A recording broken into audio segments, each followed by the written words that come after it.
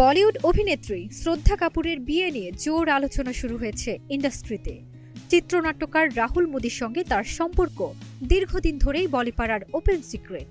Coffee শপে আড্ডা, dinner date থেকে শুরু করে বিভিন্ন হাই প্রোফাইল পার্টিতে একাধিকবার একসঙ্গে দেখা গেছে এই জুটিকে। ব্যক্তিগত জীবন নিয়ে সাধারণত নীরব থাকলেও সম্প্রতি সামাজিক মাধ্যমে এক ভক্তের প্রশ্নের উত্তরে শ্রদ্ধা স্পষ্ট জানান তিনি বিয়ে করছেন। এরপর থেকেই ভক্তদের মধ্যে কৌতূহল আরও বেড়ে যায়। রাহুল মোদি বলিউডের পরিচিত নাম হলেও তিনি কাজ করেন ক্যামেরার আড়ালে। প্যার কা পঞ্চনামা 2, সোনু কে টিটু কি সুইটি ও তু ঝুটি মে মক্করের মতো জনপ্রিয় ছবির সঙ্গে যুক্ত ছিলেন তিনি। ঘনিষ্ঠ সূত্রের দাবি, রাজস্থানের উদয়পুরে একটি ঐতিহ্যবাহী হেরিটেজ প্রাসাদে পরিবার ও ঘনিষ্ঠ বন্ধুদের উপস্থিতিতে ট্র্যাডিশনাল কায়দায় বিয়ে হবে এই যুগলের।